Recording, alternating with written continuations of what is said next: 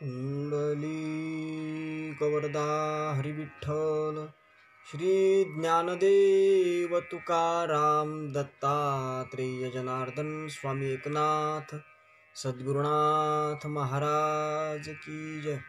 माऊली ज्ञानेश्वर महाराज की जय। जगद्गुरु तुकाराम महाराज की जय।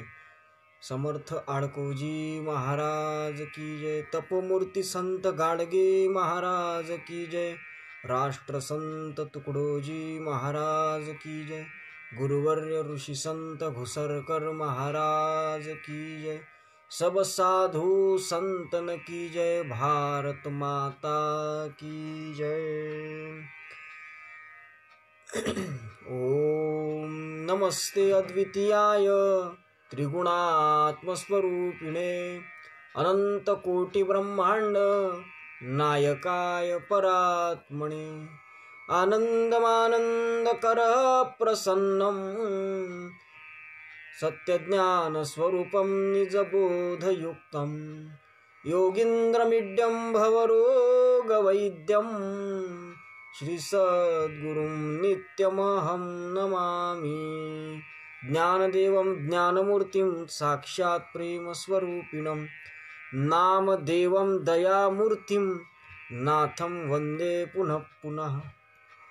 वैराग्यस्य परामूर्तिं देहुक्षेत्रनिवासिनं तुकारामं महाराष्ट्रे भक्तराजचतुष्टकं श्रीमञ्जुलाभृन्मणिमाणिकेशं श्रीखञ्जरीशं जनहृन्निवेशं श्रीग्रामगीताजनकं प्रशान्तं सद्गुरुराष्ट्रसन्तं सततं नमामि।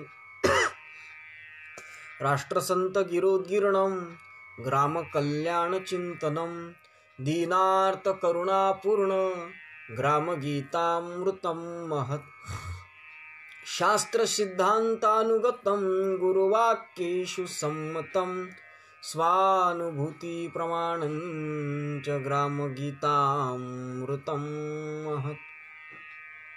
विदर्भी गर्जिली जयांची समन्वयी वाणी वाल्मिकी राष्ट्रसंत अनुचर महर्षी म्हणूनी अपुलिया कवन प्रवचने राष्ट्रधर्मा जागवितो ऐशा संतवरा गुरुवरा श्री घुसरकरा वंदितो ऐशा संतवरा गुरुवरा श्री घुसरकरा वंदितो। सद्गुरुनाथ महाराज की जय। हम हो पुजारी तत्व के गुरुदेव के आदेश के सच प्रेम के नित नेम के सद्धर्म के सत्कर्म के हो चीढ़ झूठी राह की अन्याय की अभिमान की सेवा करन को दास की परवाह नहीं हो जान की। सद्गुरुनाथ महाराज की जय। परम पूजनीय श्री गुरुदेव जगत सुवास विश्वमावली ज्ञानेश्वर महाराज, वेदांना लोकभाषेत आणणारे अधिकृत अधिकारी संत जगद्गुरु देहूकर तुकाराम महाराज, मानवतेचे महान पुजारी ब्रह्मलीन वंदनीय राष्ट्रसंत तुकडोजी महाराज, तपोमूर्ती गाडगे बाबा, गुरुवर्य ऋषी संत घुसरकर महाराज, पूज्य श्री आचार्य गुरुजी आणि भगवत रूप श्रोतृगण या सर्वांच्या पायाशी नतमस्तक होऊन आजच्या या प्रवचनाच्या निमित्तानं आपला जो चिंतनाचा विषय आहे, काल आपण पाहिलं की व्यक्ती व्हावया आदर्श सम्यक पाहिजे दिनचर्याची सात्विक आणि त्या दृष्टीने आपण काल चिंतन करण्याचा प्रयत्न केला। आदर्श दिनचर्या किती महत्वाची आहे याचा एक भाग घेतला। परंतु सद्भाविक सज्जन हो, सात्विक दिनचर्या म्हणजे काय तर सात्विक आचार, सात्विक अशा पद्धतीची वागणूक आणि आदर्श जीवनाचा तो पाया आहे। आदर्श दिनचर्या ही आदर्श जीवनाचा पाया आहे आणि त्या पुढची भूमिका जी आहे ती सद्धर्माची भूमिका. अर्थातच एखादी व्यक्ती आदर्श दिनचर्या पाळणारी आहे, सकाळीच उठते, आध्यात्मिक चिंतन करणारी व्यक्ती आहे, ध्यान करते, थंड पाण्यानं स्नान करते, चहा पित नाही, सगळ्या तंतोतंत नीती नियमांचं पालन करते, जीवन जगत असताना व्यक्तिगत जीवनामध्ये माळ घालते, गंध लावते, शेंडी ठेवते, ह्या सगळ्या गोष्टी करते, वारी करते, व्रत करते, जप करते, तप करते. पण एवढं सगळं करत असताना, हे सगळं जरी करत असला तरी मात्र तो व्यवहारामध्ये कसा आहे, तो समाजामध्ये वावरत असताना समाजाशी कोणत्या पद्धतीनं व्यवहार करतो, कोणत्या पद्धतीनं बोलतो, वागतो, याचं चिंतन पहिले करणं महत्त्वाचं आहे. आणि याच गोष्टीला खऱ्या अर्थानं सद्धर्म अशा पद्धतीचं म्हणतात. कारण गळ्यात माळा टिळे कपाळा, भक्त विष्णूचा भला, रक्त गायीचे विकू लागला, हा खऱ्या अर्थानं माणूस तरी म्हणण्याच्या पात्रतेचा आहे का? त्याला भक्त सोडून द्या, त्याला संत महात्मा किंवा सद्वर्तनी सत्प्रवृत्तीचा माणूस सोडून द्या, अहो त्याला साधा माणूस तरी म्हणणं योग्य आहे का? हे शक्य नाही आहे. आणि म्हणून आमच्या या देशामध्ये धर्म पालन करत असताना धर्माच्या संबंधानं काही भूषणं त्यानं अंगात घालून ठेवलेली आहेत. माळा, भस्म, टिळे, व्रत, उपासना, जप, तप या सगळ्या गोष्टी आहेत. धर्माचा परिचय करून देणाऱ्या, मुस्लिम असेल तर त्यानं दाढी ठेवली आहे, टोपी घातली आहे, आखूड पायजामा नेसला आहे. पण मुस्लिम धर्माचे तत्व जर तो जोपासत नसेल तर तो मुसलमान ठरू शकत नाही. जो इमानाला जागतो तो खरा मुसलमान आहे, जो इमानाला जागत असतो तो. आणि म्हणून मुसल इमान हे ज्याला समजलं नाही तो खरा मुसलमान होऊ शकत. सिख म्हणजे शिष्य, शिष्याला सिख असं म्हणतात. सिख म्हणजे ज्याला शिष्य धर्म ज्याला कळला नाही त्याला सिख आपण म्हणू शकत नाही. म्हणून सद्धर्म म्हणजे नेमका कोणता? कारण तो धर्माच्या हे उपांग त्यानं धारण केलेले आहेत आणि धर्माच्या संबंधानं वक्तव्य सुद्धा करतो आहे, धर्माच्या संबंधानं धर्मनिष्ठ असल्याच्या गोष्टी सुद्धा करतो आहे. परंतु जे काही भूषणं त्यानं घातलेली आहेत त्या भूषणांच्या विपरीत त्याचं जर वर्तन असेल, ज्या धर्माचा तो म्हणवून घेतो त्या धर्माच्या विपरीत जर त्याचं वर्तन असेल तर तो सद्धर्माचं पालन करणारा धार्मिक ठरू शकत नाही. कारण स्वामी रामतीर्थ असं म्हणतात की बहुत उम्दा कहे लेक्चर मगर उलटा चले उस पर. त्याला काय अर्थ आहे अशा पद्धतीचं जर तू बोलत असेल तर. आणि म्हणून धर्म काय आहे? धर्म म्हणजे हा जो काही भाग आहे, ज्या आमच्या आचरणानं दुसऱ्याला त्रास होतो त्याला आम्ही धर्म कसं म्हणू शकतो? अर्थात सगळ्यात महत्वाचा पहिला प्रश्न हा निर्माण होतो की नेमका सद्धर्म जो म्हटला जातो तो सद्धर्म म्हणजे काय? त्या सद्धर्माचं चिंतन आपण करणं. सद्धर्म म्हणजे काय? वास्तविक पाहता इस्लाम धर्म, बुद्ध धर्म, हिंदू धर्म, जैन धर्म, सिख धर्म हे जे धर्म आहेत हे सद्धर्म काही या धर्मांच्या वेगळा आहे का याचं चिंतन होणं महत्वाचं आहे. सबके धर्म ही धर्म है गर कर्म सच्चे हो गए. सगळ्यांचेच हे सगळेच धर्म आहेत, पण हे जर धर्म तात्विकतेनं जर चालत असतील तर धर्म आहे, नाहीतर हे धर्म ठरू शकत नाही. कारण या सगळ्यांच्या मध्ये जे सत्य तत्व आहे, जे सत्य आहे त्याला खऱ्या अर्थानं धर्म म्हटलं आहे. त्याला खऱ्या अर्थानं धर्म म्हटलं. कारण नास्ती सत्यात परो धर्म, हा मागेही आपण त्याचा विचार केला होता. सत्यापेक्षा श्रेष्ठ कुठलाही धर्म नाही. अर्थातच प्रत्येक धर्मामधले जे सत्य सिद्धांत आहेत ते खरे धर्म आहेत. त्याला खऱ्या अर्थानं धर्म अशा पद्धतीची संज्ञा प्राप्त होते. कारण उपासना पद्धती वेगळी असू शकते, वेशभूषा वेगळी असू शकते, परंतु त्याच्यावरून त्यांचा धर्म वेगळा आपण ठरवत असलो तरी त्या धर्माचं तत्व मात्र एक असते. ज्याप्रमाणे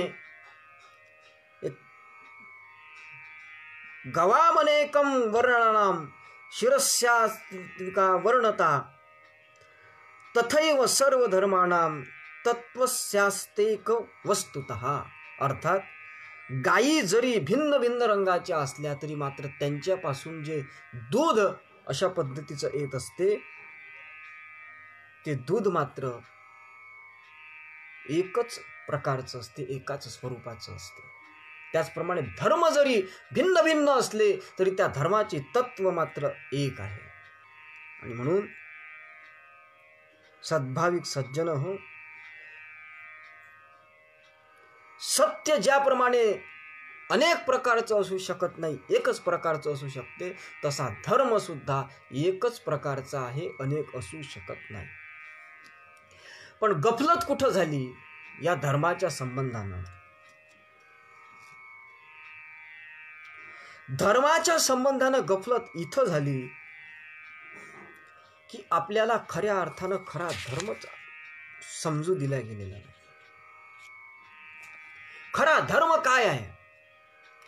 खरा धर्म महाभारतामध्ये वनपर्वामध्ये सांगितलं. वनपर्वामध्ये धर्माची व्याख्या महर्षी व्यासांनी केलेली आहे. ते म्हणतात की अविरोधास्तु यो धर्म स धर्म सत्य विक्रम. अर्थात सत्यदृष्ट्या अविरुद्ध असतील तेच धर्म म्हणता येतात. म्हणजे न्याय जो आहे धर्माच्या संबंधानं खरी व्याख्या जर असेल तर धर्म माणुसकीशी म्हणती, माणुसकी न्यायावरी शोधिती, आणि जो न्याय आहे ज्याला सत्य म्हटलं जातं तो न्याय कोणाच्याही प्रती एकची असतो सर्वदा, याला म्हणतात धर्म. कारण आपण धर्म कशाला समजून राहिलो सद्भाविक सज्जन हो? वास्तविक पाहता आपण ज्याला धर्म समजतो आहोत ते धर्म नाही आहे. पहिली गोष्ट तर अशी होऊन राहिली की आपण धर्माच्या लक्षणाला धर्म समजून राहिलो आहे. काय अहो, तीर्थक्षेत्राला जाणे म्हणजे धर्म आहे का? व्रत करणे म्हणजे धर्म आहे का? जप करणे म्हणजे धर्म आहे का? माळ घालणे म्हणजे धर्म आहे का? अंगाला भस्म गंध माळा टिळे लावणं म्हणजे धर्म आहे का? नाही आहे. याला धर्म म्हणता येणार नाही. ही तो धर्माची उपांगे बाहेर आहे. कारण प्रत्येकाचा धर्म आज प्रत्येकाला समजत नाही. तीर्थक्षेत्री गेले नाही एवढाची धर्म महाराजांनी सांगितलं. तीर्थक्षेत्रामध्ये गेल्यानं धर्म होतो काय? व्रत जप केले नाही एवढाची धर्म, व्रत जप केल्यामुळेच धर्म सिद्ध होतो अशा पद्धतीचं होत नाही. दान पुण्य चाले नाही एवढाची धर्म, माळा भस्म टिळे नाही एवढाची धर्म. ही तो धर्माची उपांगे बाहेर आहे. धर्म पोरांचा पोरखेड नाही. याला धर्म म्हणता येणार. तत्वाचा विचार तोच खरा धर्म, सत्याचा आचार तोच खरा धर्म, न्यायाचा व्यवहार तोच खरा धर्म, करुणा आणि उपकार तोच खरा धर्म. याला खऱ्या अर्थानं धर्म म्हणतात. पण झालं काय सद्भाविक सज्जन हो? या धर्माच्या संबंधानं काय झालं?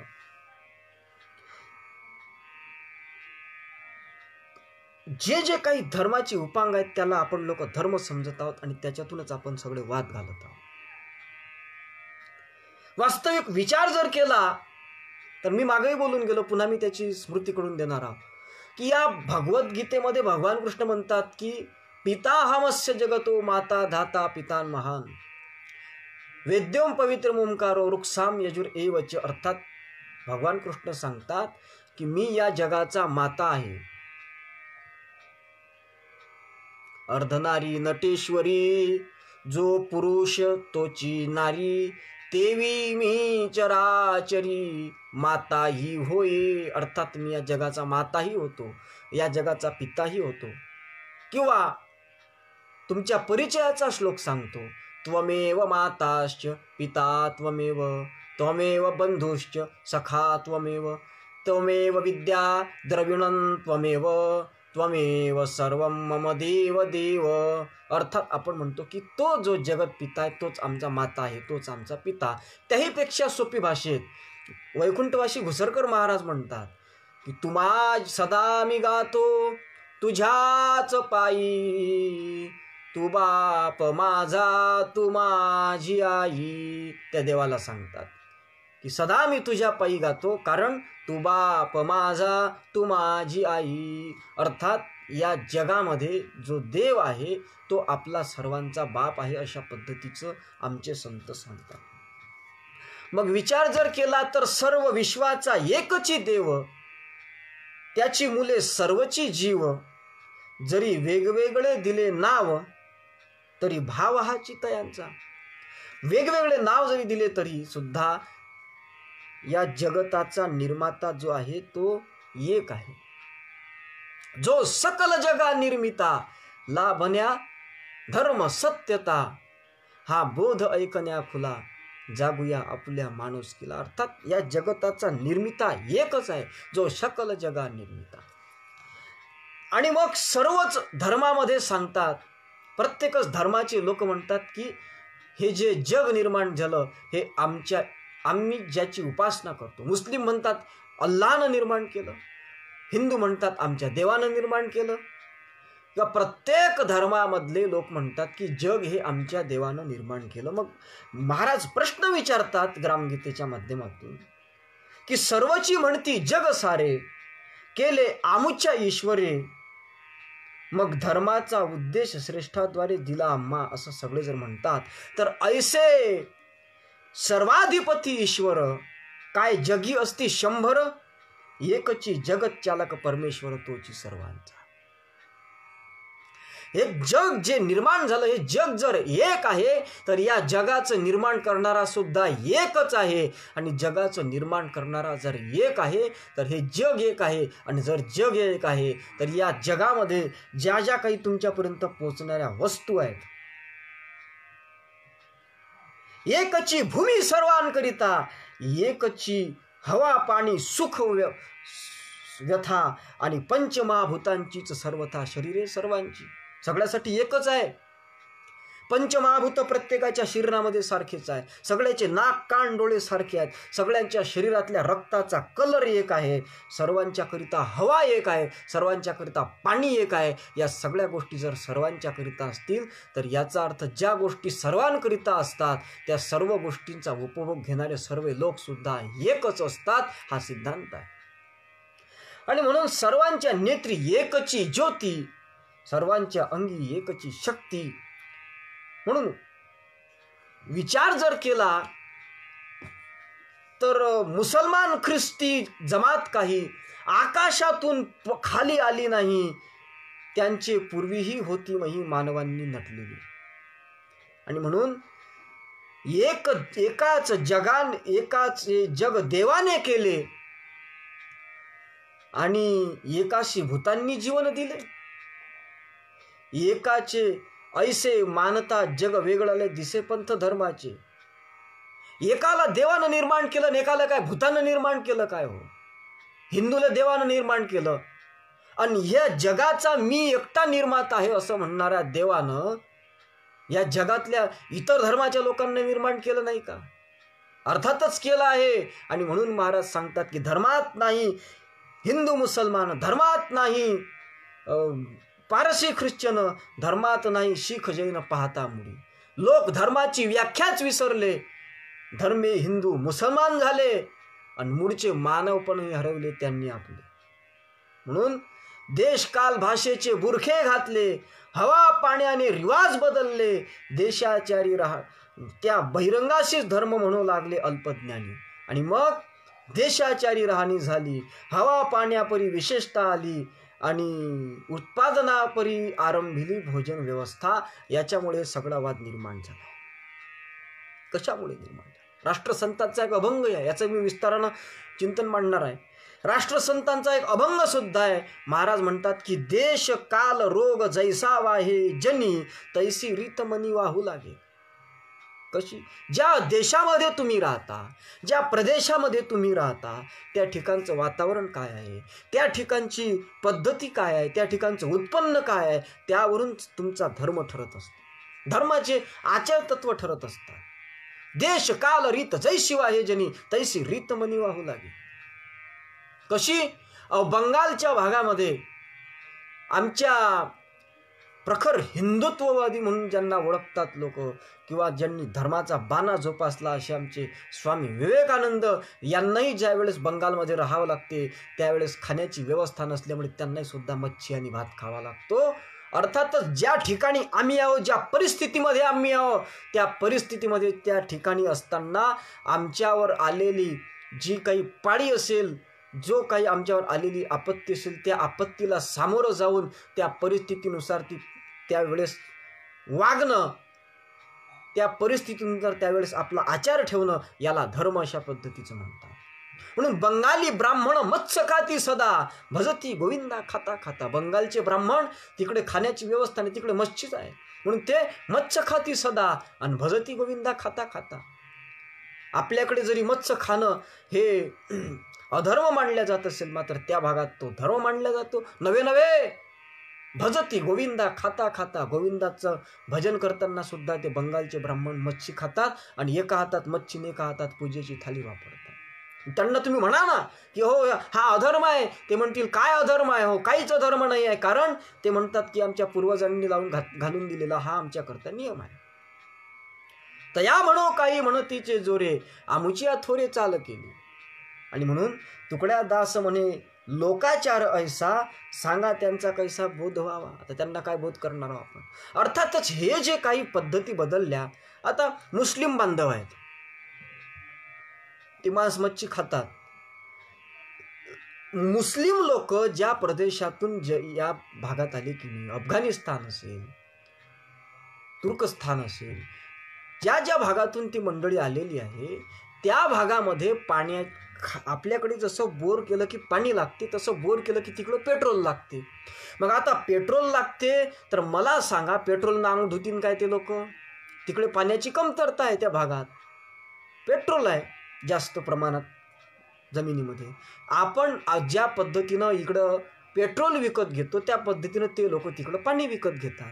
मग त्या ठिकाणी पाण्याची कमतरता आहे, म्हणून त्या मंडळींकरिता त्या भागामध्ये नियम आहे की तुम्ही रोज आंघोळ न करता 8 दिवसातून 1 दिवस आंघोळ करा. पण आता तो मुसलमान जर नदीच्या काठावर राहत असेल आणि अंग धुवत नसेल तर तो मूर्खपणा आहे. परंतु मुस्लिम लोक त्या भागात राहतात, म्हणून त्या ठिकाणी त्यांच्याकरिता तो नियम ठेवला. त्या ठिकाणी असताना त्यांना आंघोळ न केली तर ठीक आहे, पण नाव गंगाधरण अंग नाही धुवत महिनाभर असं जर त्यानं वागणूक ठेवली, नदीच्या काठावर राहते पण आंघोळ करत नाही, तर ते चूक आहे.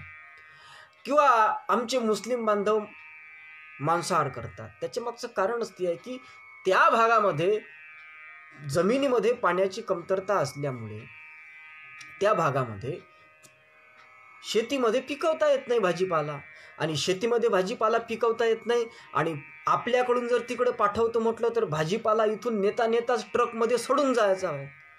मग तो जर भाजीपाला सडून गेला, मग तिथं गेल्यावर त्यांनी काय सडलेला भाजीपाला खाव का?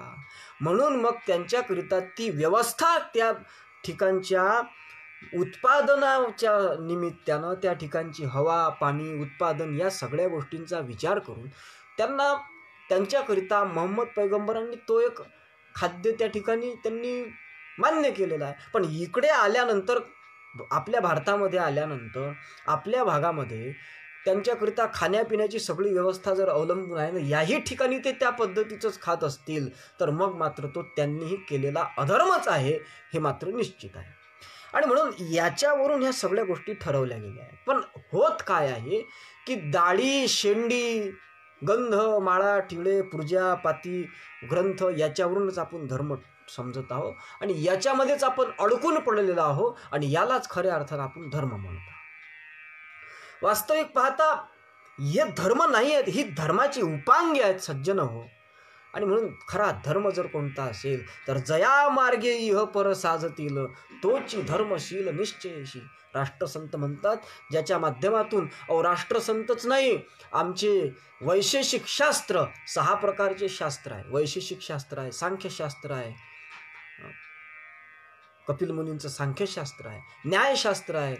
त्याच्यापैकी जे 6 शास्त्रापैकी एक शास्त्र आहे ते म्हणजे वैशेषिक शास्त्र. ते वैशेषिक शास्त्र सांगते यतो अभ्युदयो निःश्रेयस ततो धर्म.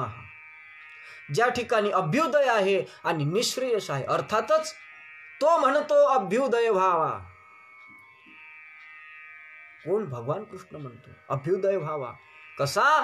तर जया मार्गे इह पर साधतील, इह लोकाचं आणि परलोकाचंही सुद्धा. ऐहिक आणि पारमार्थिक उत्कर्ष व्हावा, सर्वांचा विकास व्हावा सर्वांचा, याला म्हणतात धर्म. आणि ही धर्माची व्याख्या मात्र आज लोक विसरले आहेत. स्वतःचा धर्म आपला काय आहे? स्व म्हणजे कोण? स्वतःचा धर्म काय आहे? स्व म्हणजे काय? स्व म्हणजे मी म्हणजे कोण? मी वासुदेव तत्वतः कळो येईल विचारिता. मग वासुदेवाला कोणता धर्म आहे? आणि तुम्ही जर वासुदेवाला, गुरुदेवाला, ईश्वराला एखाद्या धर्मात बांधून ठेवत असाल तर तुमच्या इतके अज्ञानी तुम्हीच आहात. मी म्हणत नाही, राष्ट्रसंत तुकडोजी महाराज म्हणतात. विश्वशांतियोग नामक ग्रंथामध्ये सुरुवातीलाच त्यांनी पात्र अपात्र अशा पद्धतीचे काही भाग मांडले आहेत. त्याच्यामध्ये त्यांनी म्हटलं आहे की हे गुरुदेवा, जे लोक तुला पंथाच्या धर्माच्या चौकटीतच बांधून पाहत असतील, व्यापकतेनं पाहत नसतील, ते लोक खऱ्या अर्थानं तुझ्या स्वरूपाला समजू शकले नाही आहे, तुला जाणू शकले नाही आहे. ते अज्ञानी आहेत, ते अल्पज्ञानी आहेत. अर्थातच धर्म म्हणजे काय? तर धर्म म्हणजे धारणा सुंदर, याला खऱ्या अर्थानं धर्म म्हणतात. धर्म कशाला म्हणतात? सबका धर्म तो है यही, सत असत पहचानना, हिंसा कभी नहीं मानना, अस्तेय व्रत को जानना, याला धर्म म्हणतात. रख ब्रह्मचर्य को सदा और द्रोह ना करना कदा, उपकार करना दीन पे यही धर्म व्याख्या सर्वदा, याला म्हणतात धर्म. म्हणून अज्ञान व्याले धर्म अधिक, ज्ञानेश्वर महाराज सांगतात. हे धर्माचे टवाळ किंवा अज्ञान व्याले धर्म अधिक, याला धर्म म्हणता येणार नाही. हा अज्ञान आहे. तुझा धर्म न्यारा आणि माझा धर्म न्यारा करी भांडा भांडी, हा अधर्माची सारा. हा अधर्म आहे. तुझा धर्म वेगळा आहे, माझा धर्म वेगळा आहे, आमचा धर्म श्रेष्ठ आहे, तुमचा धर्म कनिष्ठ आहे, या पद्धतीचं जे कोणी बोलत असतील त्यांना खऱ्या अर्थानं धर्मच समजला नाही. हा अधर्मची सारा. मानवता ठेवा आणि मग चर्चा करा. तुकड्या म्हणे जगाची धारणा सुधारा, बोलण्यात चालण्यात समतोल पाही हो. धर्म पोरांचा पोर खेळ नाही हो. धर्म हा, महाराज म्हणतात की नाक की बोंडी से शेंडी तक चंदन लगाने में धर्म नहीं है, त्याच्यात धर्म नाही आहे. अरे तुमच्या गळ्यात माळ आहे पण अंतःकरणातला मळ जर गेला नसेल तर तुम्ही खऱ्या अर्थानं धार्मिक ठरू शकत नाही. धार्मिक कोणाला म्हणावं महाराज? नको वैद्य अथवा डॉक्टर, आपणची राही आरोग्य तत्पर, नको न्यायाधीश दंडधर, न्याय व्यवहार सहजची. ऐसे ज्याच्या हृदयी स्फुरण, तोची खरा धर्मवान, तो खरा धर्मवान. कारण धर्माची खरी जर लक्षणं असतील तर आमच्या संतांनी सांगितले आहे. ग्रामगीतेमध्ये धर्माचे 10 लक्षणं सांगितले आहेत. चिंतन करून पहा तुम्ही. आमचे गुरुदेव शिवमंडळाचे लोक सुद्धा याचं चिंतन करत नाही. हे दुर्दैव आहे. त्या ग्रामगीतेचं दुर्दैव म्हणाव, राष्ट्रसंतांचं म्हणाव, की त्या चिंतन न करणाऱ्यांचं म्हणाव. या ग्रामगीतेचं सुद्धा सूक्ष्म चिंतन होणं आवश्यक आहे. या ग्रामगीतेचं चिंतन जर केलं तर ग्रामगीतेमध्ये धर्माची मुख्य 10 लक्षणं सांगितली आहेत. धर्माचे मुख्य लक्षणं त्याग, अहिंसा, सत्यपूर्ण, अपरिग्रह, ब्रह्मचर्य, तारतम्ययुक्त, परस्पराशी अभेद प्रेम, पूरक व्हावं या विद्या सत्कर्म सर्वांसाठी. हे 10 लक्षणं धर्मामध्ये सांगितली आहेत. पण आपण त्या लक्षणांना सोडून दिलं आणि धर्माची जी उपांग आहेत, बाह्य अवडंबर धर्मचिन्ह ते गौण धर्म नो, हे महाराज म्हणतात. आणि त्या धर्मचिन्ह ज्याला गौणत्व आमच्या संतांनी दिलाय त्याला आपण धर्म समजून बसलो. हा धर्म नाही, हा अधर्म आहे सज्जन. आणि म्हणून धर्म धर्म धर्म धर्म म्हणजे काय? मी मगाशीच बोलून गेलो बोलता बोलता की प्रत्येक धर्मामधले जे सार तत्व आहेत, जे मानवी जीवनाच्या उत्कर्षाचे जे मूल तत्व आहेत, त्याला खऱ्या अर्थानं धर्म अशा पद्धतीचं म्हणतात. आणि ते मूल तत्व प्रत्येक धर्मामधले सारखे आहेत. ज्याप्रमाणे अनेक गायी असतील, कोणती गाय काळी असेल, कोणती लाल असेल, कोणती पांढरी असेल, पण अनेक कलरच्या गायी जरी असल्या, अनेक प्रकारच्या गायी जरी असल्या, मात्र दुधाचा कलर मात्र एकच आहे, दूध मात्र एक आहे. गायी जरी अनेक असतील तरी, तसं धर्म अनेक असले तरी मात्र त्या धर्माचं खरं तत्व जे आहे ते तत्व मात्र एक आहे. आणि म्हणून या जगामध्ये त्या सद्धर्म ज्याला म्हटलं गेलं आहे तोच खरा धर्म आहे, ज्याला सद्धर्म म्हटलं गेलं आहे. आणि त्या सद्धर्माच्या सूर्यानं या जगामध्ये जो काही अंधकार माजलेला आहे, तो अंधकाराचा जो भाग आहे, तो अंधकार त्या सद्धर्मारूपी सूर्याच्या प्रकाशानं आपल्याला नष्ट करायचा आहे, हे आमच्या संतांचं ध्येय आहे. आणि म्हणून या धर्माच्या दृष्टीनं जर विचार केला तर सद्भाविक सज्जन हो, पवित्रता जी आहे, खूप संध्या स्नान करतात, खूप आंघोळीला साबण लावून लावून, फेरन लवली लावून लावून आपलं स्नान शरीर स्वच्छ करतात. यानं पवित्र माणूस होत नसतो, यानं सोवळा ओवळा माणूस ठरत नसतो. सद्भाविक सज्जन हो, योर्थो शुची सशुची, असं शास्त्रामध्ये लिहिलं आहे. शास्त्र सांगते की जो पैशाच्या व्यवहारामध्ये प्रामाणिक आहे तोच खऱ्या अर्थानं सोवळा आहे, मनुस्मृतीमध्ये लिहिलं आहे. आणि म्हणून खऱ्या अर्थानं यतो अभ्युदयो निश्रेय सधर्म, असं वैशेषिक शास्त्र सांगते कणाद मुनींचं. म्हणून भौतिक आणि पारमार्थिक विकास व्हावा सर्वांचा. हा विकास, भौतिक आणि पारमार्थिक दोन्ही प्रकारचा विकास ज्या आचरणातून घडत असतो त्याला धर्म अशा पद्धतीची संज्ञा प्राप्त होते. धारणा धर्ममित्ते हो, धर्मो धारयते प्रजा, असं महाभारतामध्ये सांगितलं. धर्म म्हणजे धारणा सुंदर. ही जो ग्रामगीतेची ओवी आहे ना, ही त्या महाभारताच्या श्लोकाचं मराठी भाषांतर आहे. म्हणून गुरु शास्त्र स्वानुभव संमत ही ग्रामगीता आहे. शास्त्र सिद्धांतानुगतम ही ग्रामगीता शास्त्र सिद्धांतानुसार चालणारी ग्रामगीता आहे. आणि म्हणून व्यक्ती व्हावी धार्मिक, धर्म नव्हे एकांगी लटक. आणि म्हणून प्रत्येकाचे कर्तव्य चोख, धर्म ऐसे त्या नाव, त्याला धर्म अशा पद्धतीची संज्ञा. आणि म्हणून अनेक लोक जिथे राहती त्या सर्वांची राहावी सुस्थिती, समान समाधानाची गती, त्यास धर्म म्हणावे. सर्व लोकांची उन्नती ज्याच्या माध्यमातून होते, सर्व लोकांचा विकास ज्या माध्यमातून होते, असा आमच्या साधू संतांनी दाखवलेला मार्ग, त्याचं नाव आहे धर्म. तुकड्या दास म्हणे वेदे सांगितला, संती आचरिला तोची धर्म. वेदांनी जो सांगितला आहे आणि संतांनी ज्याचं आचरण केलेलं आहे त्या नीती नियमाला आम्ही धर्म अशा पद्धतीची संज्ञा देतो, असं आमचे संत म्हणतात. आणि म्हणून याला खऱ्या अर्थानं धर्म अशा पद्धतीचं म्हणतात. आणि म्हणून धर्म धर्म काय ओरडता सर्व, धर्माचे ते वर्म ठावे आम्हा, असं संत सांग. अरे काय तुम्ही धर्म धर्म ओरडता, धर्माचं खरं वर्म आम्हाला समजलेलं आहे.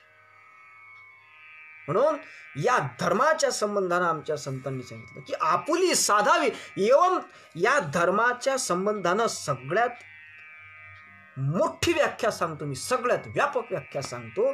या सगळ्याचा सार काय आहे नेमका, मी साररूपी व्याख्या सांगतो आता धर्माची. ती व्याख्या अशी आहे की आपुली साधावी उन्नती, आपली उन्नती साधावी व्यक्तिगत जीवनामध्ये, आपुली साधावी उन्नती, सौख्य द्यावे इतरांप्रती, या उद्देशे जी जी संस्कृती धर्म म्हणावे ती जगावी. अर्थात विश्वकुटुंब अशा आचरणा धर्म म्हणावे निश्चय. सांगण्याचं तात्पर्य हेच आहे की ज्या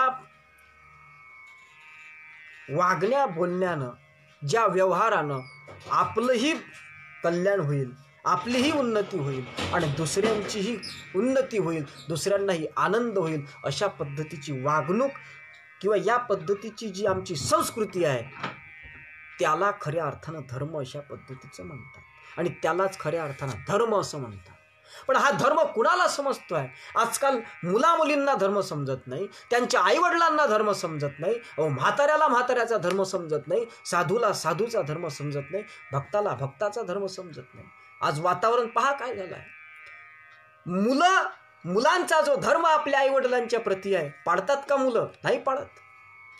आपल्या ज्येष्ठांच्या प्रती, आपल्या देशाच्या प्रती, आपल्या गावाच्या प्रती, आपल्या स्वतःच्या कुटुंबाच्या मायबापाच्या प्रती जे आचरण आपल्या मुलाबाळांचं असावं, तो त्यांचा धर्म असावा, ते पाळतात काय?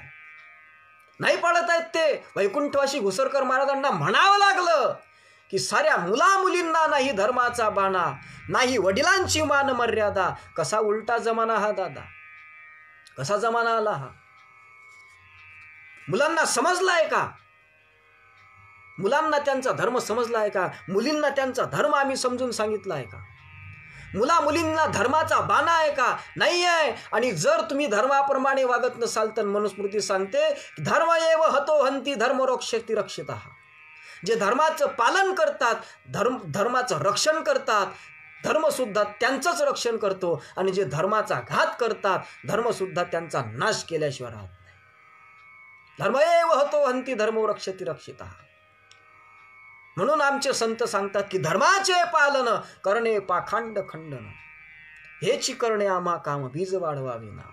या सद्धर्माचं रक्षण आमच्या साधू संतांना करायचं आहे. आणि या सद्धर्माचं रक्षण जर तुम्ही करत नसाल तर एक दिवस तुमचा, गाडगे महाराजांच्या शब्दात बोलतो, मी तो शब्द उच्चारण्याच्या पात्रतेचा नाही, पण मी गाडगेबाबांचे शब्द सांगतो. गाडगेबाबा म्हणत असत की या पद्धतीने जर तुम्ही करत नसाल तर मग मात्र तुमचा खाना खराब सत्यानाश झाल्याशिवाय राहणार नाही. गाडगेबाबांचे शब्द आहेत.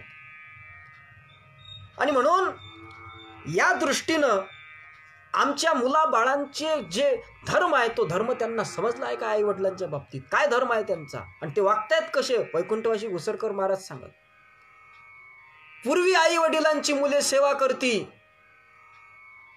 आता झाली लाता मारून खाणाऱ्यांची भरती. ज्ञानाच्या दोन गोष्टी लागता सांगायला, म्हणती तू बुडघ्या बोलू नको ज्यादा. कसा उलटा जमाना हा दादा, काय जमाना आला.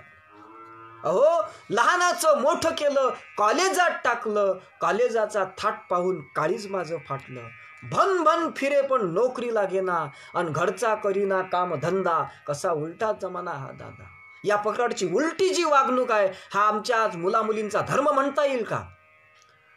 घरामध्ये सारे याने भलतेच चित्र लावले, मुलगी बिघडली पाहून दोन्ही जीव कावले.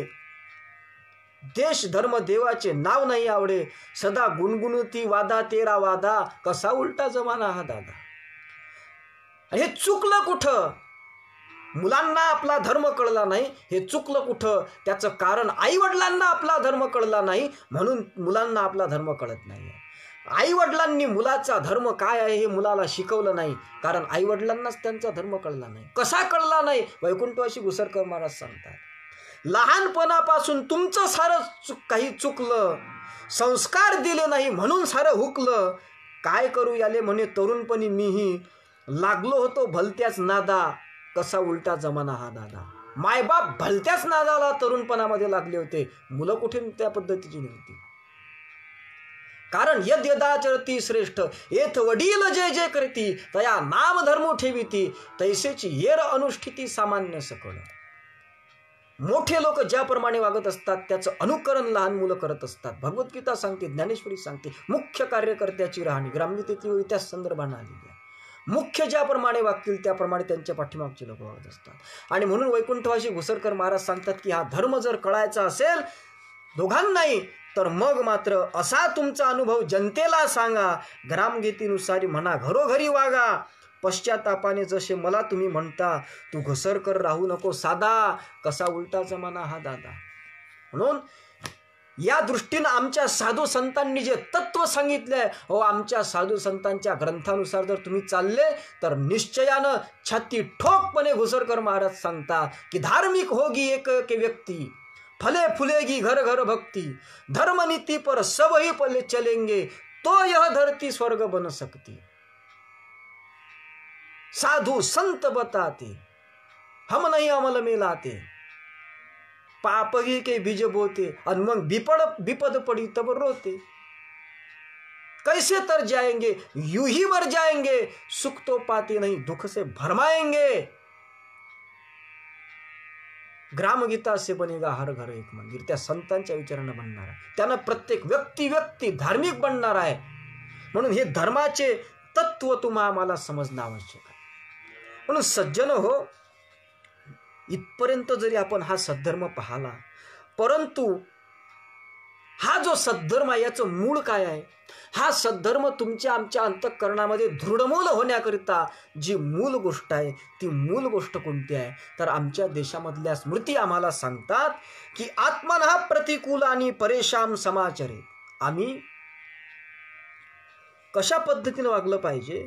तर जी गोष्ट आम्हाला हवीशी वाटते ती आम्ही दुसऱ्याकरताही करणं शिकलो पाहिजे।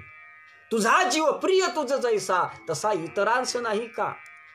अर्थातच आत्मोपमेन सर्वत्र समम पश्यन्ति सो अर्जुन, असं जे भगवद्गीतेमध्ये भगवान कृष्ण सांगतात की दुसऱ्याला सुद्धा आपल्यासारखं पहा। पर दुःखे दुःखी व्हावे, पर सुखे सुखी व्हावे, ही जी भूमिका आहे, या भूमिकेला खऱ्या अर्थानं धर्म अशा पद्धतीचं म्हणतात। धर्माचं मूल तत्व जर काय असेल तर आपल्यासारखंच दुसऱ्याला सुद्धा सुख लाभावं, याला धर्म म्हणतात। सुख व्हाव हे परस्परास धर्म बोलिला, कोणा न पडो उपवास, हे धर्म बोलिला, राष्ट्रसंत तुकडोजी महाराज म्हणतात। आणि म्हणून आपणाशी चिमोटा घेतला, तेने जीव कासावीस झाला, आपणावरून दुसऱ्याला राखीत जावे, समर्थ रामदास स्वामी दासबोधाच्या 12व्या दशकामध्ये 10व्या ओळीमध्ये म्हणतात। आपल्याला चिमोटा घेतल्यावर जर आपल्याला त्रास होत असेल ना, मग दुसऱ्याला चिमोटा घेऊ नका। आपल्याला जर ज्या गोष्टीनं त्रास होते ती गोष्ट दुसऱ्यासाठी होऊ देऊ नका। म्हणून दुसऱ्याच्या मार्गातले फुलं होता आले नाही तर होऊ नका, पण दुसऱ्याच्या मार्गातले काटे मात्र होऊ नका। तुम्हाला जबरदस्ती केली नाही की दुसऱ्याचं चांगलं करा, दुसऱ्याचं भलं करा म्हणून, कोणच जबरदस्ती केली नाही, पण दुसऱ्याचं वाईट होईल अशा पद्धतीचं मात्र करू नका। याचं नाव आहे सद्धर्म। या सद्धर्माचं ज्ञान झालं पाहिजे। तुमच्या अंतःकरणामध्ये दया असली पाहिजे, क्षमा असली पाहिजे, शांतता करुणा असली पाहिजे, त्याला खऱ्या अर्थानं धर्म असं म्हणतात। जगाच्या सुखोद्देशे शरीर वाचा मानसे, रहाटणे अहिंसे रूप जाण, या पद्धतीची अहिंसा तुमच्या आमच्या वागण्यामध्ये असणं, त्याला खऱ्या अर्थानं धर्म म्हणतात। आणि म्हणून यद्भूत हित मत्यंत तत्सत्यमिति निश्चय, ज्याच्यामध्ये खऱ्या अर्थानं जनता जनार्दनाचं हित आहे त्याला सत्य म्हणतात। काया वाचा मनेनं जनतेचं हित ज्याच्यामध्ये आहे, ते जनतेचं सुख दुःख जाणून घेणे, त्याला दया असं म्हणतात।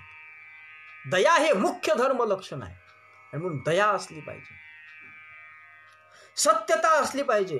मैं सत्य का पुजारी हूं म्हणतात महाराज। आणि म्हणून सत्याचं खरं स्वरूप सांगत असताना दुसऱ्याच्या हिताची, दुसऱ्याच्या जर रस्त्यानं गाय जात असेल आणि ती गाय जात असताना तुम्हाला जर एखाद्या कसायानं विचारलं का हो ही गाय कोण्या दिशेनं गेली, तर ती गाय पूर्वेकडे गेली असताना पश्चिमेकडे गेली सांगणं, ही सुद्धा सत्य बोलणं आहे। वरतून बाह्य दृष्टीनं असत्य दिसत असणाऱ्या गोष्टी सुद्धा अंतर्दृष्टीनं सत्य होऊ शकतात। आणि म्हणून या पद्धतीनं आमची वागणूक असावी, दुसऱ्याच्या हिताकरिता सुद्धा आमच्या अंतःकरणामध्ये पवित्रता असली पाहिजे। आणि म्हणून जास्तीत जास्त जीवांचं उचित कल्याण करण्याचं कृत्य ज्या व्यवहारातून घडत असते, त्या व्यवहाराला खऱ्या अर्थानं सद्धर्म अशा पद्धतीची संज्ञा प्राप्त होत असते, त्याला सद्धर्म असं म्हणतात। आणि म्हणून असा जो काही हा सद्धर्म आहे की जास्तीत जास्त लोकांचं कल्याण करण्याची एक विचारधारा, त्याला धर्म अशा पद्धतीचं म्हटलं जाते। तो जो धर्म आहे त्या धर्माचं ज्ञान प्रत्येकाला होणं आवश्यक आहे। आणि म्हणून महाराजांनी अपेक्षा केली होती ग्रामगीतेच्या माध्यमातून की ऐशा सद्धर्माचे ज्ञान प्राप्त व्हावे सर्वांगीण, आधी, मगची त्यासारखे जीवन जगता येईल या लोकी. त्या सद्धर्माचं ज्ञान ज्या वेळेस प्राप्त होईल की आमचा खरा धर्म कोणता आहे, आमचा खरा धर्म काय आहे. आमचा जर धर्म आहे, आम्ही जर देवाचे भक्त असू तर आमचा धर्म भक्ती करणे आहे.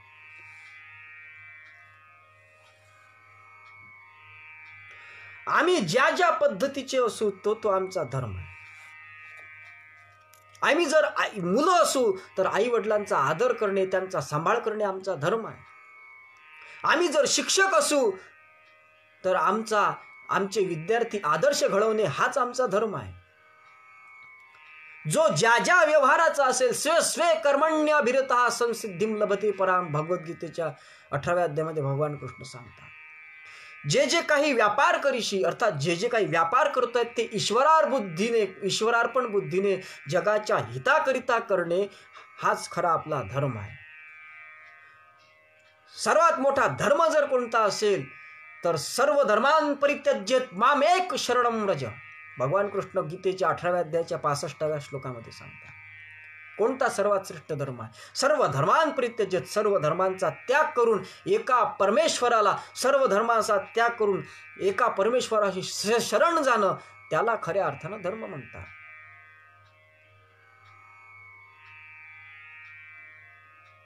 शरण जावे देवाला सर्व भावानं, त्याला म्हणतात धर्म. हा धर्म आहे. आणि म्हणून या पद्धतीचा जो हा धर्म आहे, हा धर्म आमच्या जीवनामध्ये यावा.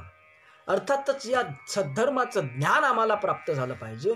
अर्थात आम्ही व्यवहार करत असताना जी सत्ता आहे ती देहाशी बंधनकारक आहे, परंतु संस्काराचा जो भाग आहे तो संस्काराचा भाग मात्र वृत्तीशी आहे. संस्कार अंतर आणि बाहेरही सुद्धा दिसून येत असतो. आणि म्हणून आमच्या मनामध्ये जी भावना आहे ती आमच्या व्यवहारातून दिसून आली पाहिजे. आमच्या गळामध्ये जर माळ आहे तर आम्ही माळ घातली आहे ना, तर मग आमची वागणूक तिच्या विपरीत असू नये. नाहीतर मग माळ घाली गळा चंदनाचा टिळा, सावकारी करी ना दया अंतरी, ही का भक्ती खरी. हा काय धर्म आहे का. माळ घातली पण माळ घाली गळा चंदनाचा टिळा, सावकारी करी ना दया अंतरी, हा काय न्यायनीतीनं जगणं आहे का. नाही आहे. म्हणून आमच्या जीवनामध्ये जगत असताना आमच्यावर कोणाचंही दडपण जरी नसलं, कोणाचं बंधन जरी नसलं, तरी त्याही वेळेस आम्ही सुद्धा न्यायनीतीनं जीवन जगलो पाहिजे. आणि अशा पद्धतीनं नीतिमत्तेनं जीवन जो जगत असेल, न्यायानं जो जीवन जगत असेल, अशा पद्धतीनं सत्तत्वाच्या वर आरूढ होऊन जो जीवन जगत असेल ना, धार्मिक त्यासची म्हणावे, जो सत्य वाचून वागे बरवे, स्वये आपुल्याची स्वभावे, समरस होई सर्वाशी. अशा पद्धतीची ज्याची वागणूक असेल ना, सद्भाविक सज्जन हो, तो कोण्याही धर्माचा असो, कोण्याही पंथाचा असो, कोण्याही संप्रदायाचा असो, मात्र सद्भाविक सज्जन हो, खऱ्या अर्थानं अशा पद्धतीनं वागणारा माणूस जो असेल ना, त्यालाच खऱ्या अर्थानं सद्धर्माचा पुजारी अशा पद्धतीचं म्हणतात.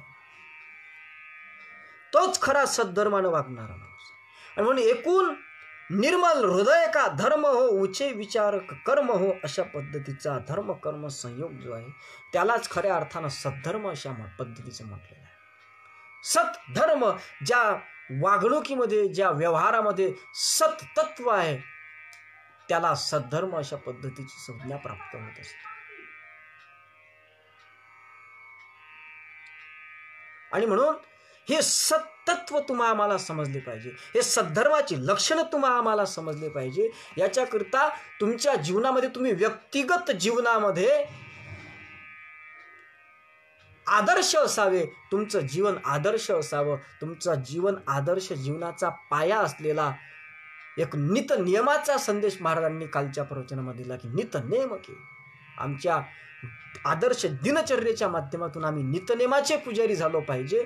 आणि त्या दिनचर्येचा उपयोग समाजामध्ये वावरत असताना, समाजाशी समरस होऊन समाजाशी व्यवहार करत असताना, तो व्यवहार सुद्धा परमार्थमय व्यवहार आम्ही त्या समाजाशी करावा, त्या समाजाच्या सोबत न्याय नीतीनं वागावं, याच्याकरिता जो जो काही प्रकारचा केलेला तो एक व्यवहार आहे, त्या व्यवहाराला आम्ही सद्धर्म म्हणजे सामाजिक बांधिलकी जोपासून जीवन जगणे, याला सद्धर्म अशा पद्धतीचं म्हणतात. आणि म्हणून कोणाचाही द्रोह न करून साधावा ऐहिक उत्कर्षपूर्ण, या पद्धतीनं आम्हाला जीवन जगायचं आहे. आणि यालाच खऱ्या अर्थानं सद्धर्म अशा पद्धतीची संज्ञा प्राप्त झाली. आणि म्हणून या सद्धर्म, आता या धर्म या धर्मावर फार मोठं चिंतन या ठिकाणी करणं मला काही अगत्याचं वाटत नाही, कारण मागेही आपण धर्माच्या संबंधाने थोडंसं चिंतन केलं आणि पुढेही सुद्धा निज धर्मरत खंबीर हो अशा पद्धतीच्या काही वाक्य आलेले आहेत, त्याच्या संबंधाने पुन्हा आपण धर्माचं विस्तृत चिंतन करणार आहोत. तेव्हा या धर्माच्या संबंधानं जे काही आपण चिंतन केलं, या पद्धतीचं जगाच्या जास्तीत जास्त जीवांचं उचित व्हावं, कल्याण व्हावं, भलं व्हावं, याकरिता जे जे काही कृत्य अशा पद्धतीचं केलं जात असते, त्याला धर्म अशा सद्धर्म अशा पद्धतीची संज्ञा प्राप्त होते.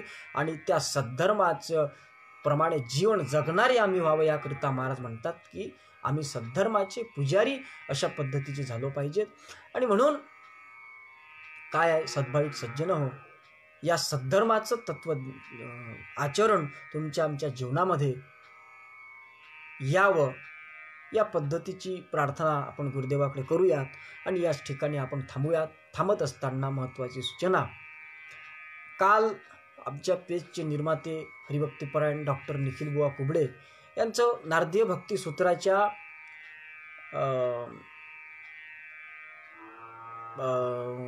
दुसऱ्या सूत्रावरती प्रवचन होणार होतं, परंतु ते सुरूही झालं होतं, पण काही तांत्रिक अडचणीमुळे ते मधातच बंद पडल्या गेलं. त्याबद्दल आम्ही दिलगिरी व्यक्त करतो. आज याच पेजवरती रात्री 8 ते 9 या वेळेमध्ये आमचे ज्येष्ठ गुरुबंधू भागवताचार्य हरिभक्तीपरायण मनोज महाराज चौभे, सारगाव, जळगाव, खानदेश, आणि आमच्या पूज्य गुरुजींच्या सान्निध्यामध्ये सेवेमध्ये ते अविरत असतात नांदुराच्या आश्रमामध्ये. आणि त्यांचं नारदीय भक्ती सूत्रांच्या 19वे जे सूत्र आहे, नारदस्तु तदर्पिता अखिलाचारा तद्विस्मरणे परम व्याकुल तिथी, या सूत्रावरती त्यांचं सुंदर अशा पद्धतीचं चिंतन आज होणार आहे. आणि म्हणून सद्भाविक सज्जन, त्याचाही सुद्धा आपण सर्व सद्भाविक सज्जनांनी लाभ घ्यावा अशी विनंती करतो. आणि याच ठिकाणी या प्रवचनाला आपण शांतीपाठाच्या माध्यमातून पूर्णविराम देऊया. सर्वेत्र सुखीनः सन्तु, सर्वे सन्तु निरामयः, सर्वे भद्राणि पश्यन्तु, मा कश्चित् दुःखमाप्नुयात्. ओम शांति शांति शांति. सद्गुरुनाथ महाराज की जय. पुंडलीक वरदा हरिविठ्ठल श्री ज्ञानदेव तुकाराम दत्तात्रेय जनार्दन स्वामी एकनाथ सद्गुरुनाथ महाराज की जय. माऊली ज्ञानेश्वर महाराज की जय. जगद्गुरु तुकाराम महाराज की जय. समर्थ अडकोजी महाराज की जय. तपोमूर्ती संत गाडगे महाराज की जय. राष्ट्रसंत तुकडोजी महाराज की जय. वैकुंठवासी गुरुवर्य ऋषि संत घुसरकर महाराज की जय. सब साधु संतन की जय. भारत माता की जय. जय गुरु.